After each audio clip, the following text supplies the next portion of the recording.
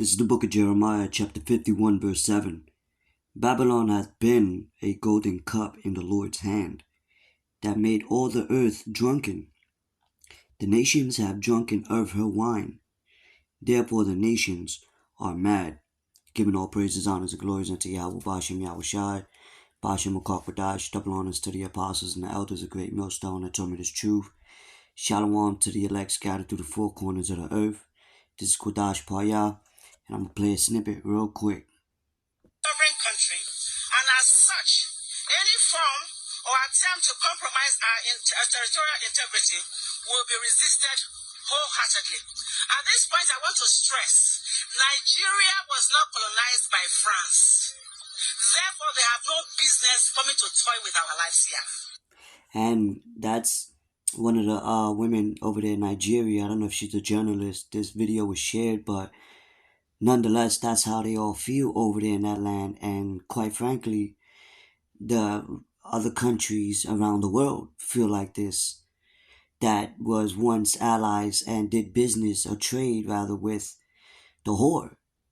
That in the scripture that I just read in Jeremiah 51 and 7, which we know through the vision of Daniel and of our understanding is, which Babylon, which is America, also Babylon the Great. And if you see all the goods, the materials, the food, the clothing, the cars, all the metal, spices, and whatnot that America possesses come from overseas, right? And with their allies, with their treaties or whatnot, their philosophies, if you will, them coming together with these other nations, making them drunk by her wine, which is like her, her treaties, her philosophies, science, so-called religion, so forth, right? Bringing their traditions to the rest of the world. So at one point, a lot of people came to America to flourish, but now it's the opposite. People are fleeing. But nevertheless, even though you got the migrants coming over here, that was a strategic method, but the nations are mad, They're tired of, like she mentioned, France, one of the European countries. There was troops over there from France that was sent back.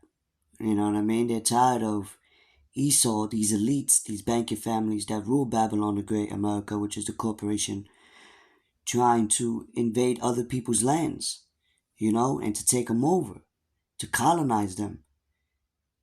You know what I mean? And using certain things as an example, as a scapegoat, rather. Alright, real quick, let's get, Lord willing, this is making sense, but let's get the book of Joel, right, the 3rd chapter. And I'm going to have this video, the link in the description box below. The full video would be in my backup channel, Shield of Faith 3. Alright, so this is the book of Joel, chapter 3, and verse number 9. It says, "Proclaim ye this among the Gentiles, prepare war, wake up the mighty men, let all the men of war draw near, let them come up. Beat your plowshares into swords and your pruning hooks into spears. Let the weak say, I am strong." And these are these different nations gathering together, these weaker nations teaming up with these powerful nations like Russia, China, Iran, and so forth, right?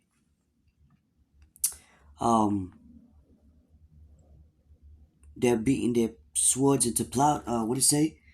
It say, beat your plowshares into swords. These are farming tools they use, sharpening up for weapons. Because we're in a time of war. Zephaniah 3 and 8. The Lord's gathering the nations to pour upon them his indignation in the Middle East. Right? The third world's woe. And when it says, let the weak say I am strong. These are these weaker nations during these proxy wars. Like I said, that was once allies going teaming up with the BRICS and all that. With these wars and rumors of wars with NATO and whatnot. So hey, that's the time we're living in, and these other nations they fed up with Babylon the Great, man, and this is prophecy to lead to World War III. This is the book of Isaiah. No. This is the book of Habakkuk. Let's get that, right? And they have a right to be angry, you know? Habakkuk chapter 2, verse number 5, it says, yeah, also because he transgresseth by wine, right? Not literal wine, but is a form of, you know, philosophies and ideologies that they poured upon these other nations. It says, he is a proud man, Esau, these elites, right? Edomites, your banking families, right? That's controlling all this behind the scenes. And behind them is the Lord controlling it. But nevertheless, it says he's a proud man. Yeah, he's full of pride. The pride of thine heart hath deceived thee, as the scriptures say. They think they're going to fulfill their, agendas or whatnot. But, hey, they got a rude awakening. It says, he's a proud man, neither keepeth at home. Going to this nation, that nation, experimenting, bringing, all types of madness and whatever. Bio of whatever. Bringing their military, right? He keepeth not at home. It says, neither keep it at home who enlargeth his desires, how, and his death, and cannot be satisfied, but gathereth unto him all nations, and heapeth unto him all people, right? So they want to control everything, in the global sense. And they trying to be like the Most High. But like we know, the scriptures say pride goeth before destruction. Hey, Acts 5 and 38, their counsel is going to become nothing. All right, so let's get Revelation chapter 18 and verse number 7. And it reads, it says, how much she hath glorified herself and lived deliciously. To her is who? The whore, Babylon the Great, that sitteth on the beast, NATO, the troops, and the allies. It says, so much torment and sorrow give her, because this place is not living or flourishing anymore.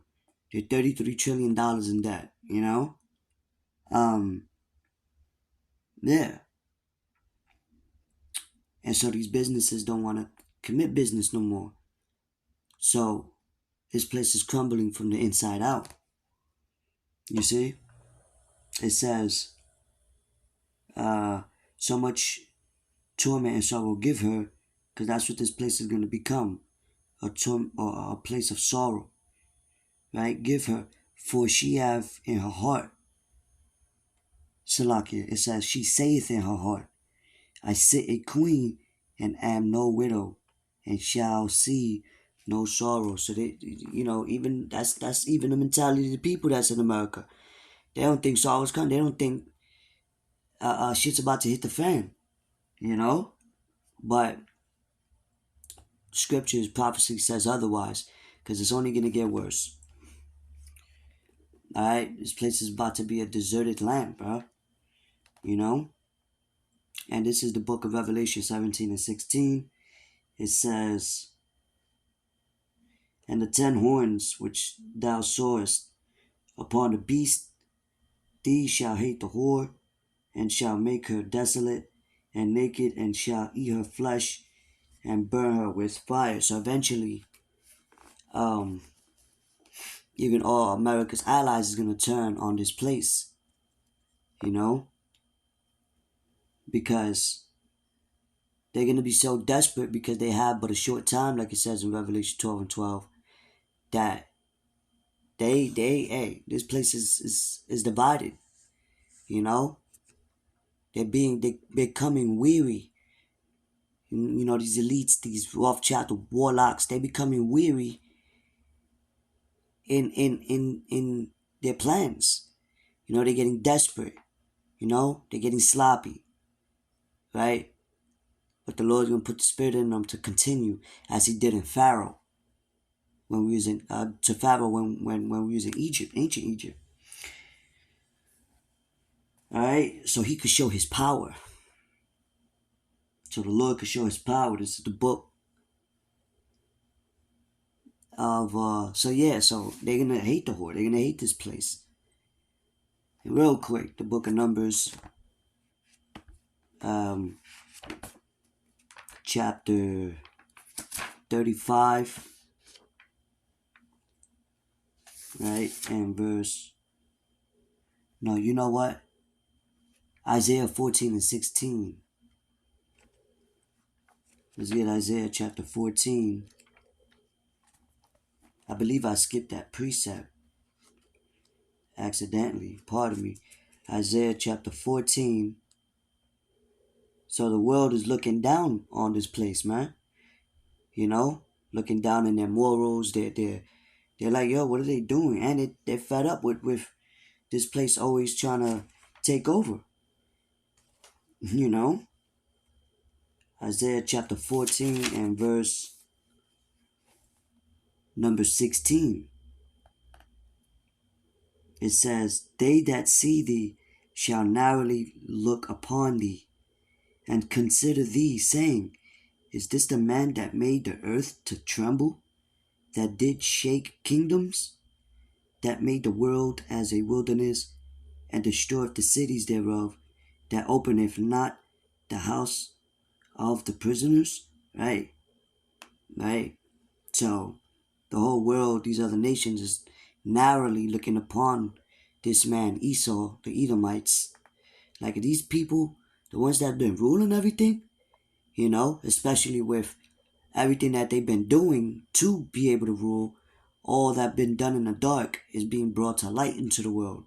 So her nakedness is being seen, as it tells you in Isaiah 47.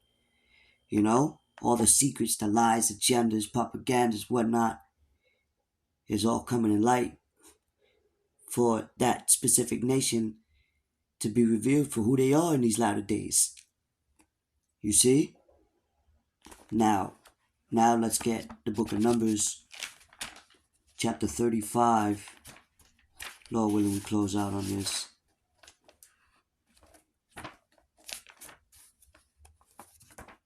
Okay, we got it. 35 and verse 33, it says, so ye shall not pollute the land wherein ye are. And obviously, are we not witnessing that? Is not the world witnessing that? You know, has not the animals witnessed that? The trees, the animals in the sea, the earth itself is a witness of that. You know, the angels. Come on, man. It's nothing new. It's nothing new under the sun. This has been a pattern of Esau's characteristics. How they ruling with the sword. So it says, Numbers chapter 35, verse 33. So ye shall not pollute the land wherein ye are, for blood it defileth the land, and the land cannot be cleansed of the blood that is shed therein, but by the blood of him that sheddeth. That's self-explanatory. He that leadeth into captivity shall go into captivity. And that is going to be the end of this kingdom and the beginning of a righteous kingdom. You know? You see, so this place is getting, the nation's getting fed up, and, you know, scriptures say, you know, when you shall hear wars or rumors of wars, and, you know, hey, we in them times. Anyway, with that, I hope this was edifying. Until next time, I'm going to say, Shalom.